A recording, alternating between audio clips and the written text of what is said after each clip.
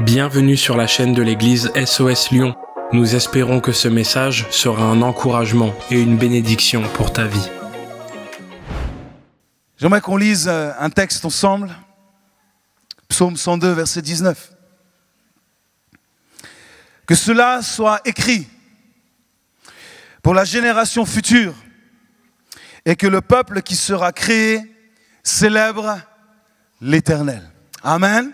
On est dans cette thématique de plusieurs mois maintenant. Les prochains mois vont nous accompagner dans cette thématique sur écrire notre histoire. Et ce texte est vraiment un texte phare sur lequel nous nous appuyons. Que cela soit écrit pour la génération future et que le peuple qui sera créé célèbre l'Éternel. Ce qu'on voit juste en lisant ce texte, c'est que Dieu fait tout pour un but. Que cela soit écrit pour. Dieu a toujours un but quand il crée quelque chose, quand il initie quelque chose, ce n'est jamais par hasard. Ce n'est pas juste pour passer le temps, mais il a un véritable objectif, un but. Dans tout ce qu'il fait, dans tout ce qu'il dit, il y a une destinée. Que cela soit écrit pour les générations futures. Alors aujourd'hui, je vous ai apporté quelque chose de précieux. Je vous ai apporté quelque chose que peu de personnes ont vu dans leur vie. Ceux qui me connaissent peut-être n'ont jamais vu ce livre-là. C'est ce qu'on appelle un livre d'or. Et j'ai voulu l'emmener aujourd'hui.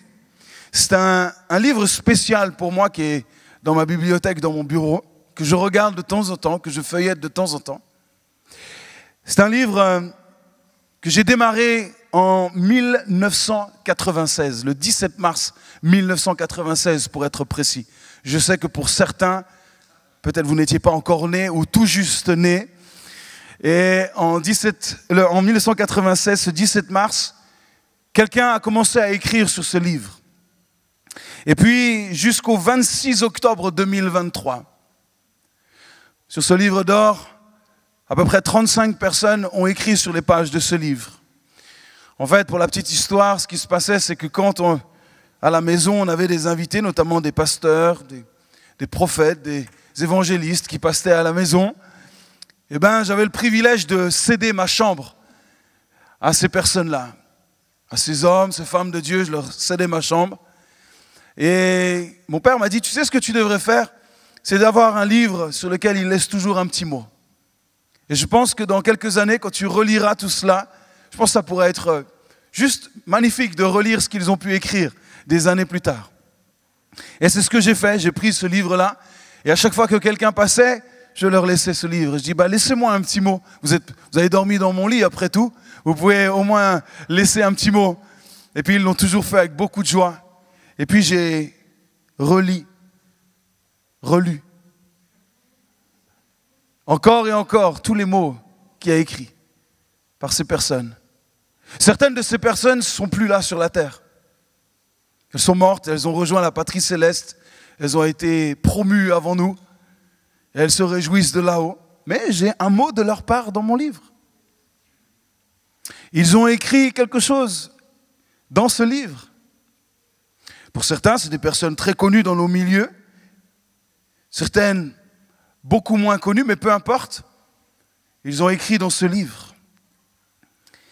Aujourd'hui, j'ai 41 ans et j'ai toujours le désir de vivre avec Jésus et pour Jésus. Et c'est aussi grâce à chacune de leurs prières, à leurs mots, à leur soutien, à leurs encouragements, plus bien sûr tous les autres qui n'ont pas pu écrire dans ce livre, qui n'ont pas forcément dormi dans mon lit, mais qui m'ont porté, qui m'ont soutenu et qui m'ont donné cette passion pour Jésus et pour son royaume. L'un d'entre eux, d'ailleurs, nous a mariés. Il a écrit un mot ici, il est mort aujourd'hui, mais il a eu un impact dans notre vie. Et puis, ces hommes et ces femmes, quand je regarde avec le recul maintenant de mes 41 ans, je me dis, waouh, quel impact ils ont eu dans ma vie. Leurs exemples, de laisser la grâce de Dieu écrire une histoire avec leur vie. Et avec mes yeux d'adolescent, quand ils ont commencé à écrire ces histoires, je regardais ça et je dis, waouh, j'aimerais vivre cette vie aussi. J'aimerais moi aussi, à un moment donné, écrire une histoire qui leur ressemble. Ils m'ont donné l'envie. Ils m'ont donné l'envie. Et je répète ça, ils m'ont donné l'envie de laisser Dieu écrire son histoire avec ma vie. Parce que son histoire est beaucoup plus grande que celle que moi je pourrais m'imaginer pour la mienne. Ils m'ont donné envie de laisser le crayon de ma vie dans les mains de ce Dieu qui a tout prévu, qui a préparé des œuvres d'avance pour moi. Et puis, il y a cette longue histoire qui ne date pas d'hier, mais de plusieurs milliers d'années, qui se déroule devant nous aujourd'hui, qui n'a pas commencé juste ces derniers siècles, mais depuis longtemps, depuis la création. Et on voit cette histoire se dérouler devant nous, jour après jour, semaine après semaine, mois après mois. Et vous savez quoi? Personne ne peut arrêter cette histoire. Personne ne peut dire stop, on arrête tout. On recommence tout. Ça va mal. Il faut tout reprendre. Personne ne peut faire cela. Personne ne peut même arrêter le temps quelques secondes. Je dis, mais stop, c'est trop bien ce qu'on vit là maintenant. Mettons pause. Non. Ça continue. Le jour se transforme en nuit et la nuit se transforme en jour. Et personne d'entre nous et personne sur cette terre ne peut faire quoi que ce soit pour empêcher cette horloge de continuer de cliquer. Personne. Avec toute la technologie que nous pouvons avoir aujourd'hui, personne ne pourra jamais arrêter cela. Pourquoi? Parce que c'est Dieu qui est au contrôle de son histoire. C'est lui qui a créé toute chose, qui a créé cette histoire. Et il en reste le maître, il en reste au contrôle. Oh, il se passe bien des choses, je pense, dont il n'est pas fier et dont il aimerait que ça se passe autrement. Mais cette grande histoire, il en est toujours au contrôle de cette histoire. Et dans cette grande histoire, les amis, nous avons tous la même possibilité, la même opportunité de laisser Dieu reprendre en main. De laisser Dieu reprendre en main notre histoire, ton histoire, ta vie, pour vivre la sienne, celle qui est parfaite, celle qu'il a prévue, imaginée. Cette histoire parfaite qui peut finalement se réaliser par des êtres aussi imparfaits que nous-mêmes. Quelle grâce et quel privilège nous pouvons avoir de vivre une histoire parfaitement conçue par le Dieu Tout-Puissant, alors que nous sommes si imparfaits. Et ça s'appelle la grâce, les amis. Ce privilège immense de pouvoir vivre l'histoire qu'un Dieu parfait a prévue pour chacun d'entre nous. Oui, cette histoire où l'invisible devient visible. Cette histoire où l'incroyable devient possible. Cette vie extraordinaire, cette vie qui est uniquement possible par celui qui est le Dieu tout-puissant et extraordinaire, ce Dieu créateur. Nous sommes en train de vivre une histoire, tu es en train d'écrire une histoire. Mais j'aimerais nous poser la question, est-ce que l'histoire que tu es en train d'écrire aujourd'hui, est-ce une histoire banale, une histoire commune, une histoire que tout le monde pourrait vivre, ou est-ce une histoire extraordinaire? Quel genre d'histoire es-tu en train de vivre? Quel genre d'histoire es-tu en train de construire aujourd'hui? Est-ce que c'est une histoire où quand nous regardons, où nous prenons juste un petit pas de recul, nous regardons avec humilité, dire mais si Dieu n'était pas là, jamais je n'aurais pu vivre cette histoire. Si Dieu n'avait pas été au contrôle de cela, jamais, je ne serais jamais là. Je n'aurais jamais pu faire et vivre ce que je fais, ce que je vis aujourd'hui. Jamais. Je n'avais même pas imaginé ni même pensé.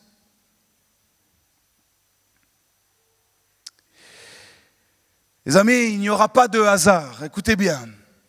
Il n'y aura pas de hasard pour les générations qui sont avec nous et surtout celles qui sont après nous. Elles poursuivront avec quelque chose que vous leur laisserez. Je suis le fruit de prière et de l'imagination d'hommes et de femmes que Dieu a choisis.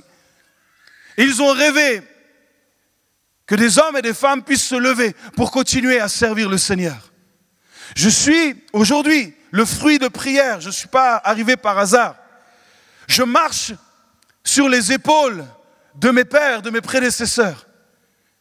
Et je marche sur cet héritage. Et il n'y a pas de hasard, les amis. Nos enfants, les générations futures, marcheront sur ce que nous aurons choisi de leur laisser. Donc j'aimerais nous responsabiliser aujourd'hui, chers amis. Nous avons tous une responsabilité par rapport à la génération future.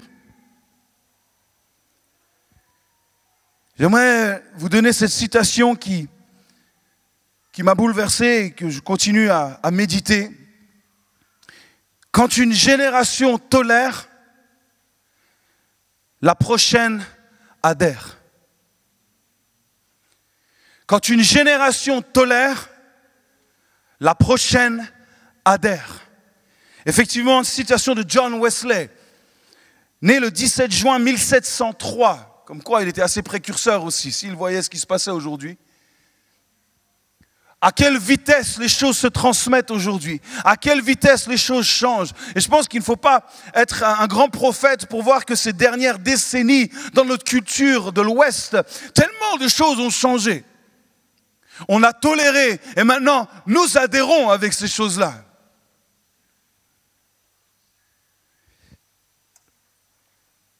Le père du mouvement méthodiste, John Wesley, pour moi, avait dit juste avec cette phrase, il a résumé tout ce qui est dit ici, que cela soit écrit pour les générations futures, que cela soit écrit pour la suite. Ce que nous faisons aujourd'hui n'est pas pour nous, mais pour la suite, pour ceux qui viennent après. Et c'est exactement ce que Dieu a prévu. Il a dit, je suis le Dieu d'Abraham, d'Isaac et de Jacob. C'est pour la suite. Dieu a toujours un temps d'avance sur nous.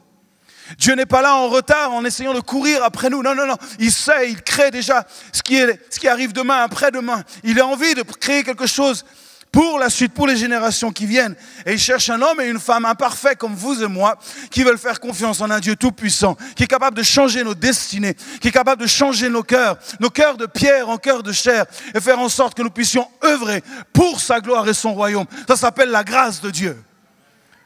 C'est ça la grâce. Je suis imparfait, je ne mérite absolument rien, mais un Dieu tout-puissant m'a choisi pour pouvoir œuvrer en son nom. Quelle grâce! L'église d'aujourd'hui, l'église que nous sommes au 21e siècle, en 2024, n'est simplement que le résultat de tout ce qui a été choisi, de tout ce qui a été toléré depuis des générations. Nous sommes le résultat, le fruit de tout ce qui a été semé. Ne pensez pas que nous sommes là par hasard uniquement et que nous vivons ce que nous vivons juste parce que nous avons une relation avec Dieu. Non, non, non. Tout comme vous, quand vous êtes nés, ne pensez pas que vous êtes nés juste comme ça, sans origine. J'en ai parlé la semaine dernière, enfin la semaine d'avant. Vous avez une origine. Vous ne vous en... Peut-être... Vous ne remarquez pas toujours cela, mais il y a une origine en vous. On peut regarder et dire, il y a des similitudes avec ton père, avec ta maman, avec ton grand-père. Ça se voit dans les traits de caractère, dans les expressions. Souvent, moi, quand on me voit, les gens me disent, oh là, on dirait tellement ton père quand tu prêches ou quand tu parles. Est-ce que je fais exprès? Non, c'est comme ça, c'est en moi, c'est mes origines. Je ne vais pas chercher à casser ça ou à dire, non, je suis quelqu'un d'autre. C'est mon père, mais pas vraiment, j'aimerais être totalement... Non, c'est comme ça. On a une origine. Et spirituellement, nous avons une origine. Et quand nous grandissons aussi dans la foi chrétienne, nous sommes accompagnés par des gens qui nous donnent, qui nous façonnent, qui nous équipent, qui nous engendrent. Nous ne naissons jamais seuls. Et aujourd'hui, l'Église est le résultat de tout ce qui s'est passé ces dernières années, ces dernières décennies. Comme les choses très bonnes. Il n'y a pas eu que du mauvais. Il y a des choses extraordinaires qui se passent. L'évangile est en train de se propager de plus en plus dans le monde et on peut se réjouir pour cela. Puis il y a d'autres choses, on ne va pas débattre là-dessus ou rentrer dans les détails de tout cela. Mais l'Église, le constat, c'est qu'aujourd'hui, le 4 février 2024, c'est le résultat de tout ce qui a été accepté au préalable. Et aujourd'hui, nous marchons dans cela. Dans les belles évolutions et puis parfois dans les décisions les plus regrettables aussi. Donc nous évoluons avec l'histoire qu'on nous a laissée. La réalité, les amis, c'est que nous ne pourrons jamais changer l'histoire. Vous ne pourrez jamais changer même ce que nous avons vécu il y a 5 minutes. Personne n'a le pouvoir de pouvoir changer l'histoire en revenant sur les choix ou les décisions que nos pères ont pris. Mais par contre, nous pouvons choisir, nous, aujourd'hui, en hommes et femmes responsables et matures, sensibles à la voix de Dieu, de laisser Christ, et je dis bien Christ, laisser Christ écrire son histoire au travers de nous. Pour qui? Pour les générations futures.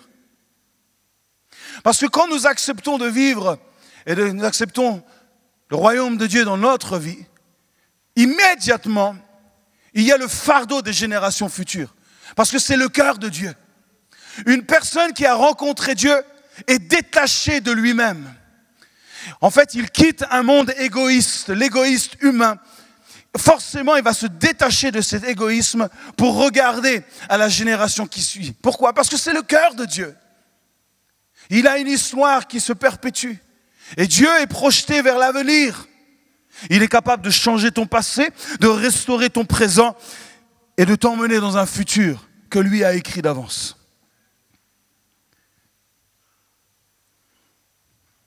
Le thème de mon message aujourd'hui, c'est « Je ne tolère pas ». Je ne tolère pas. Je ne tolère pas une vie ordinaire, car je veux que mes enfants vivent l'extraordinaire. Si je vis une vie ordinaire, ne vous étonnez pas que vos enfants vivent une vie ordinaire. Ne vous étonnez pas que la génération future vive ce que vous aurez laissé pour eux. Je ne tolère pas une vie ordinaire. Je n'accepte pas pour ma vie une vie ordinaire. Mais je veux vivre une vie extraordinaire. Pourquoi? Pour laisser à mes enfants la perspective que le Dieu que nous servons n'est pas un Dieu qui est à notre échelle humaine, mais un Dieu qui dépasse notre histoire, qui voit beaucoup plus loin, beaucoup plus grand, qui est tout puissant. Et c'est à moi la responsabilité aujourd'hui de laisser cet héritage pour les générations futures. En fait, en quelques mots, je suis en train de vous dire que vous êtes l'espoir de l'Église. L'Église a un avenir grâce à vous tous. Grâce à vous et moi, l'Église a un avenir. Mais il nous faut prendre cette responsabilité pour que l'Église grandisse, que l'Église prospère et que le royaume de Dieu avance. Mais ça ne se fera pas sans vous et moi. Parce que c'est nous qui avons été choisis pour cela aujourd'hui. Vous pouvez essayer de vous cacher derrière un mur, dire non, pas moi, mais pourtant, c'est ce que Dieu te rappellera toujours cela. Tiens, allez, sors de ta cachette comme il est venu pour Gédéon, et sors de ton pressoir là. Il y a une conquête devant toi.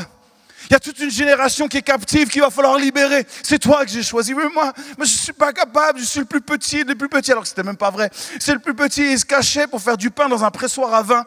En fait, tout était confus chez lui. Et Dieu dit, c'est toi que j'ai choisi. Vaillant héros. Quoi, moi, vaillant héros? Tu ne vas pas dans l'état. Oui, mais je suis en train d'écrire une histoire pour toi. C'est ça l'histoire que j'ai écrite pour toi. Tu ne te vois pas comme cela. Mais moi, je te vois comme ça. Vous n'êtes pas celui que Dieu a prévu encore. Vous entendez cela? Vous n'êtes pas la personne que encore Dieu a prévu pour demain. Il y a encore du changement à faire. Il y a encore des choses à vivre. L'histoire n'est pas terminée. Il y a encore des grandes choses qui nous attendent, les amis. Nous sommes choisis pour cela. Pour vivre l'extraordinaire et laisser l'extraordinaire à nos enfants.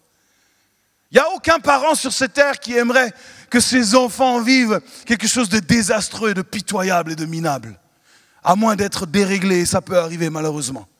Mais une personne sensée, une personne aimante, voudra toujours le meilleur, voudra l'extraordinaire, voudra même voir ses enfants aller plus loin que soi-même. Alors faisons-le, les amis, mais pour les bonnes choses, avec les bons objectifs. Psaume 144, verset 12. Nos fils sont comme des plantes qui croissent dans leur jeunesse. Nos filles comme les colonnes sculptées qui font l'ornement des palais. Vous voyez les fils, les filles, la génération future. Nos greniers sont pleins, regorgeant de toute espèce de provisions. Nos troupeaux se multiplient par milliers, par 10 milliers. Se multiplient, ça c'est notre Dieu, les amis. Dieu ne s'amuse pas juste à additionner, il multiplie, ça va plus vite. Hein? Il a multiplié, il est le Dieu de la multiplication. Dans nos campagnes, nos génisses sont fécondes. Point de désastre, point de captivité, point de cris dans nos rues. Heureux le peuple pour qui il en est ainsi. Et écoutez bien, heureux le peuple dont l'Éternel est le Dieu. Heureux le peuple dont l'Éternel est le Dieu. J'aimerais nous dire, Église SOS, et tous nos amis qui sont là aujourd'hui, tous vous qui êtes venus, Dieu vient là où il est voulu. Là où on le désire, il vient. Là où on le laisse à la porte, il ne forcera jamais la porte de ton cœur. Mais Dieu vient là où il est désiré. C'est pour ça qu'il dit, cherche et tu trouveras. Frappe et je t'ouvrirai. Demande et tu recevras. Là où tu veux, je viens. Là où Dieu est voulu, il se manifeste. La question est simple cet après-midi. Voulons-nous réellement Dieu dans notre histoire? Voulons-nous réellement Dieu au cœur de notre histoire? Voulons-nous réellement que Dieu prenne sa place dans notre vie? Oui, le problème c'est que quand Dieu prend la place, il prend toute la place. Il prend absolument toute la place. Parce que Dieu est si grand. Son amour est si grand. Ses projets sont si grands que c'est difficile de cohabiter avec lui. En gros, c'est soit il prend tout, soit il prend rien du tout.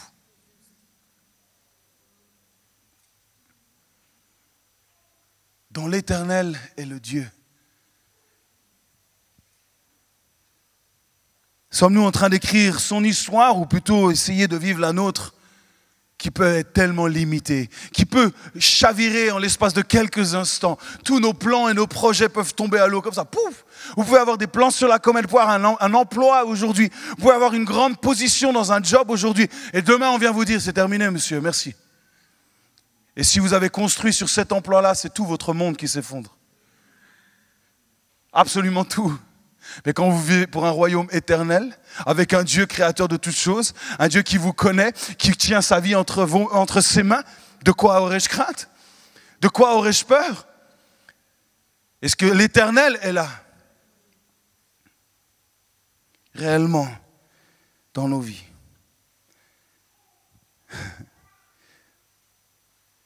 J'ai quelques chiffres avec vous, que j'ai emmenés pour vous, pardon.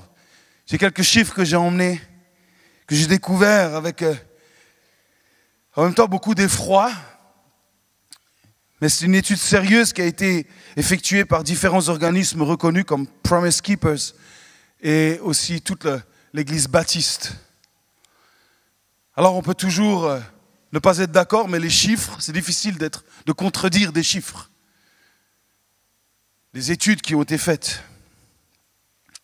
Et j'aimerais vous donner quelques chiffres sur l'importance de la transmission de génération en génération. Et si vous voulez bien, mesdames, mesdemoiselles, permettez-moi une petite parenthèse masculine pendant quelques instants. Mais en même temps, écoutez ce qui va être dit parce que je pense que ça peut servir pour tout le monde.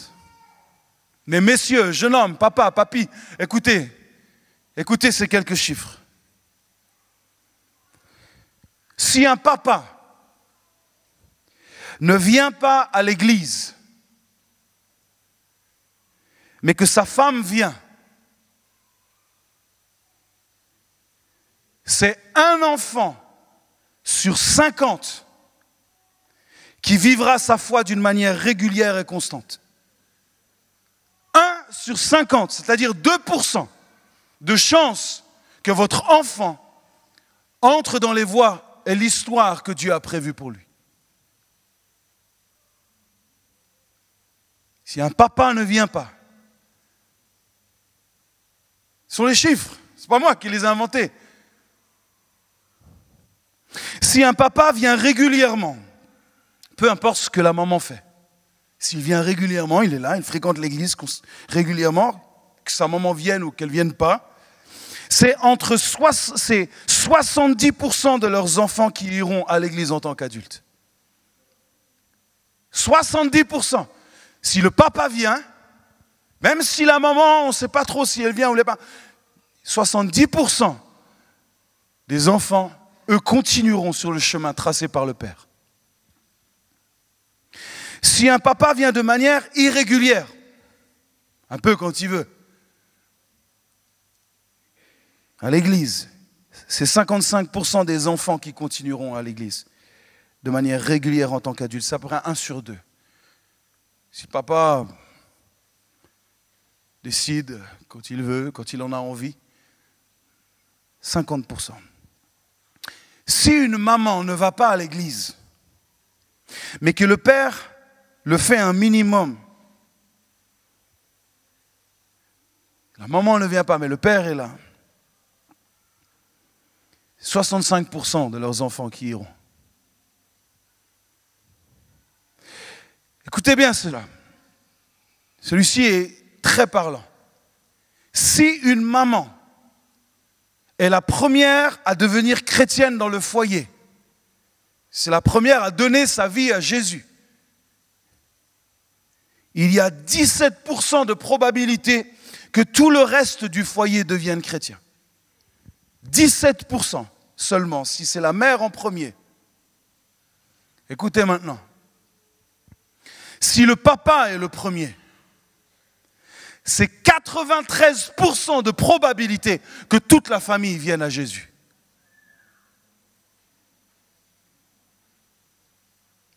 Alors ma question, mes amis, les hommes, les jeunes hommes, les papas, les papis, aujourd'hui, j'aimerais encore mettre un poids sur vos vies, mais qui n'est pas un poids que je vais rajouter parce que ce sont vos enfants, vos petits-enfants. Mais j'aimerais vous rappeler et nous rappeler l'importance. Alors vous pouvez dire oui, mais ce n'est pas l'église qui sauve. Ce n'est pas l'église le plus important. Ok, ce n'est pas l'église le plus important. Mais la réalité, l'église est quand même l'endroit où on parle le plus de Jésus-Christ. Là où on le loue, là où on l'adore, et là où Dieu se manifeste le plus. Que vous le vouliez ou non, Jésus peut se manifester effectivement partout, mais intentionnellement, nous choisissons de nous réunir là où on sait que Dieu est prêché et enseigné. Donc non, je ne tolère pas aujourd'hui dans ma propre vie de ne pas venir à l'église. Vous me direz, oui, mais c'est normal, t'es le pasteur, tu ne vas pas rester chez toi le dimanche.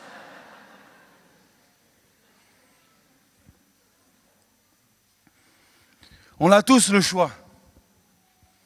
Je peux décider un dimanche de ne pas venir et rien faire. Dieu ne va pas me téléporter ici et dire tu vas prêcher. Si j'ai envie de rester au fond de mon lit, je peux rester au fond de mon lit. Si j'ai envie de quitter l'église SOS, de faire autre chose, d'aller faire une croisière pendant 6 mois autour du monde, j'ai cette liberté. Mais je fais le choix de rester ici. Pourquoi ? Parce qu'il y a une importance pour les générations futures. Pour la suite. Et je continuerai à ce que cette histoire puisse se perpétuer encore dans les générations qui viennent. Papa, papy, jeunes hommes, prenez vos responsabilités. Ce sont les chiffres qui parlent ici. Nous avons une mission particulière. Nous avons une mission que Dieu nous a confiée, de montrer l'exemple, de se tenir vaillants, guerriers, pour nos biens, pour nos familles, pour nos enfants, pour nos fils, pour nos filles. C'est Dieu qui nous a choisis pour cela. Bien sûr, les mamans aussi. Bien sûr, les tatas aussi. Mais les papas aussi. Et les tontons. Et tous ceux qui sont là aujourd'hui. Nous avons une responsabilité. Dieu l'a fait ainsi. Je suis le Dieu d'Abraham, d'Isaac et de Jacob. Il y a une intention de Dieu à ce que l'homme se lève. On est dans une société où l'homme a tendance à s'abaisser aujourd'hui. Attention, je ne vais pas faire de discours politique. Mais il y a une réalité. C'est que dans l'église, nous manquons d'hommes. Nous manquons d'hommes vaillants, d'hommes guerriers, d'hommes solides. Nos églises évangéliques partout sur le territoire français sont principalement constituées à 60-70% de femmes. Et gloire à Dieu pour ces femmes courageuses qui font l'effort. Mais nous, hommes, nous devons prendre conscience de notre responsabilité pour la génération future, pour nos enfants, pour nos petits-enfants, qui ont besoin d'un modèle, qui ont besoin d'une stature, qui ont besoin de regarder et dire, j'irai là où papa est allé. J'irai là où papy est allé.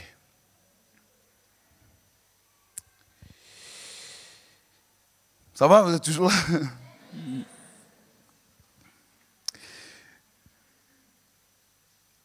Les hommes, nous sommes en train d'écrire sur le cœur de nos enfants et de nos petits-enfants, de nos neveux, nos nièces, peu importe. Tous ceux qui sont autour, cette génération, nous écrivons quelque chose sur leur cœur qui aura un impact pour leur destinée éternelle. Vous entendez ça? Dieu vous a confié une partie de l'éternité de vos enfants. Allô? Vous êtes responsable une partie de l'éternité de vos enfants par l'exemple que vous donnerez à vos enfants ou non. C'est comme ça que Dieu l'a choisi. Vous êtes la génération qui devait montrer le chemin. Vous devez montrer où est ce Dieu extraordinaire. Comment on le cherche, comment on le trouve, comment on le suit. Pas simplement avec des mots, mais montrez l'exemple avec votre attitude, avec votre cœur. En faisant l'effort pour être là, présent. Présent.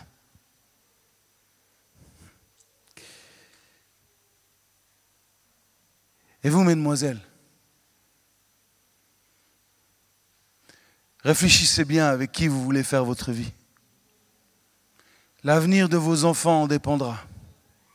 Vous prenez un gars qui vient de temps en temps à l'église, il y a peu de chances que vos enfants aillent à l'église plus tard. Ne pensez pas que vous serez l'exception qui confirme la règle. Les chiffres parlent. Assurez-vous d'un homme stable, d'un homme bien planté dans une maison et qui choisit de vivre pour le royaume de Dieu. Je ne dis pas que ça va tout va aller parfaitement uniquement parce qu'il vient à l'église. Non. Mais c'est un signe, c'est un signal plutôt positif. Que c'est un homme ancré, stable, et qui veut aussi vivre pour le royaume et pour les générations futures. Alors qu'on ne me dise pas qu'aller à l'église est une option. Je ne le tolérerai pas. L'église n'est pas une option. Pourquoi? Parce que l'église est l'espoir du monde. Et Jésus est le chef de l'église. Et nous sommes le membre, un des membres de son corps. Nous formons l'église locale et forme un des membres. Plaise à Dieu que cette église se développe et que de plus en plus d'hommes et de femmes se joignent à ce corps. Mais nous devons représenter dignement qui est Christ en nous rassemblant en son nom. Alors j'aimerais simplement terminer avec un texte dans Deutéronome chapitre 6. Une lecture de quelques versets, une lecture qui nous rappelle Moïse qui encourage les hommes, les papas, les grands-pères de sa génération. Messieurs, ayez une oreille attentive à ce texte. Et mesdames, ou plutôt mesdemoiselles, gardez ce texte aussi comme un bon standard pour la vie que vous voulez, pour la suite.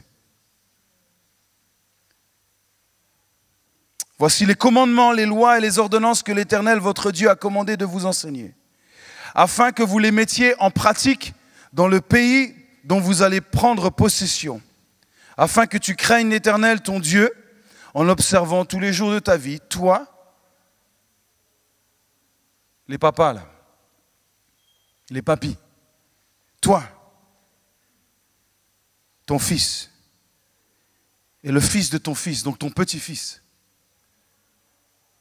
Toutes ces lois et tous ces commandements que je te prescris. Vous voyez comment Dieu est intentionnel pour les générations futures? Toi, ton fils et ton petit-fils. Dieu voit toujours beaucoup plus loin que toi. L'histoire se continue.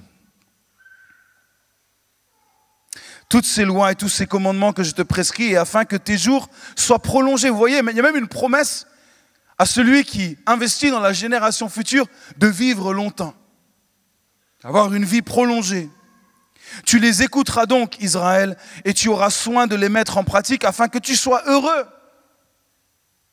et que vous multipliez beaucoup. Dieu est un Dieu de la multiplication. Nous les hommes, ici nous sommes de ceux qui allons favoriser une multiplication dans les générations qui viennent. Et je crois que c'est pour ça qu'il faut une génération d'hommes vaillants, guerriers, qui veut investir pour la génération future en vivant pleinement ce que Dieu a choisi pour nous, en tenant pleinement nos engagements. Tu les écouteras donc, ah non, je vais passer ça maintenant, afin que vous multipliez beaucoup, comme te l'a dit l'Éternel, le Dieu de tes pères. Voyez comment Dieu ramène toujours les générations, tes pères, tes fils, tes petits-fils, en te promettant un pays où coule le lait et le miel. Il y a des promesses, j'aimerais nous le dire, il y a des promesses que Dieu a faites à nos pères, que nos pères n'ont pas vu encore exaucer, mais que nous portons aujourd'hui en nous, et ce seront nos fils et nos petits-fils qui les engendreront et qui les verront. Peut-être nous serons morts, mais eux les verront. Parce que c'est l'histoire que Dieu a choisie pour nous. Et il faut nous attacher à ces promesses-là. Écoute Israël, l'Éternel, ton Dieu est le seul éternel.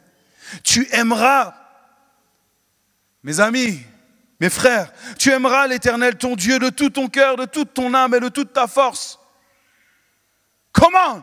Libère-toi un petit peu dans ton expression aussi. Ces hommes bridés, qui n'expriment jamais rien. Aime ton Dieu de tout ton cœur. Quand tu aimes ta femme, j'espère que tu lui exprimes quand même un petit peu. Qu'il y ait un petit peu de passion dans l'amour que tu exprimes.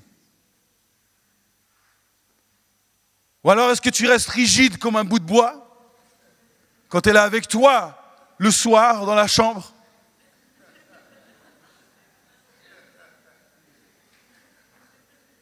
Je t'aime. De tout mon cœur. Tu le ressens pas là? Et les gars viennent à l'église, c'est la même chose. Ils s'assiedent sur une chaise et ils restent comme ça. Je t'aime.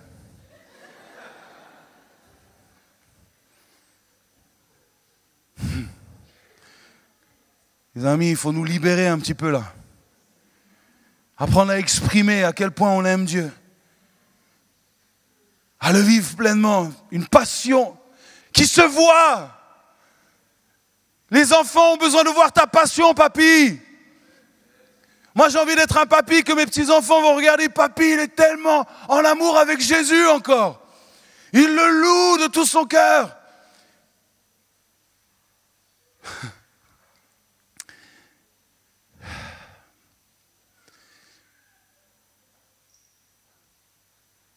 Vous savez quoi?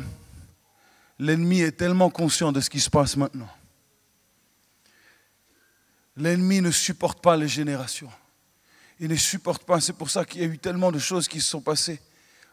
Quand Jésus est né, qu'est-ce qui s'est passé? Tuer tous les nouveau-nés. Tuez-les tous. Pas de génération, pas d'avenir. On ne veut pas d'avenir. Tous ces bébés avortés. Pas d'avenir. Nous les tuons en œuf. Pas d'avenir. Mes amis, nous avons un Dieu des générations. Et il nous faut commencer à transmettre les bonnes choses. La passion pour Dieu et sa présence et sa personne. Et ces commandements que je te donne aujourd'hui seront dans ton cœur. Tu les inculqueras à tes enfants. Donc nous avons une responsabilité aussi. De les inculquer à nos enfants. Et tu en parleras quand tu seras dans ta maison. De quoi parles-tu à la maison? Comment parles-tu de l'église à la maison?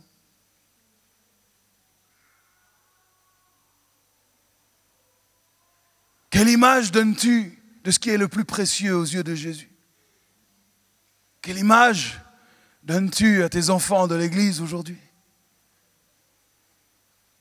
On avait une règle à la maison avec mes parents. Mes parents nous ont toujours dit, jamais nous ne parlerons de l'église autour de la table. Nous parlerons que des belles choses et des bonnes choses avec vous. Le reste, on le gérera autrement. Parlons de ce qui réjouit et ce qui enrichit et ce qui élève les cœurs, qui encourage.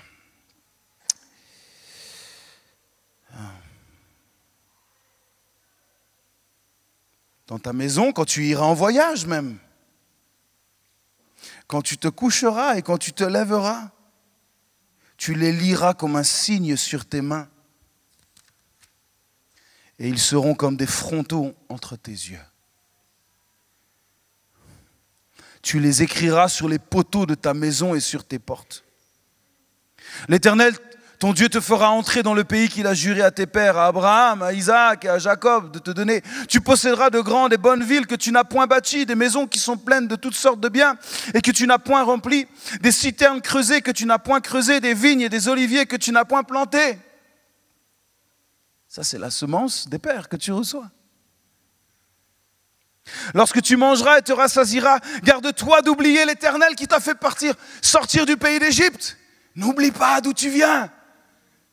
Ce n'est pas juste à la sueur de ton front, c'est parce que d'autres ont sué pour toi, ont transpiré pour toi, pour que tu sois là aujourd'hui. Lorsque tu mangeras et tu te rassasieras, garde-toi d'oublier.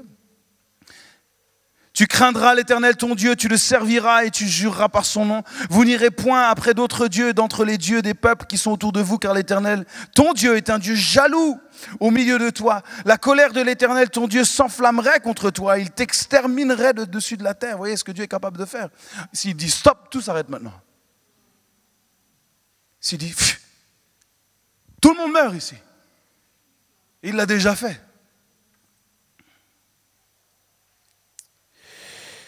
Vous ne tenterez point l'Éternel, votre Dieu, comme vous l'avez tenté à Massa.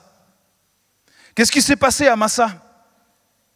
Ils ont commencé à se quereller. Il y a eu cette tentation avec les querelles. Le peuple avait soif. Et qu'est-ce qu'ils ont fait? Ils ont commencé à murmurer, ils ont commencé à critiquer Moïse.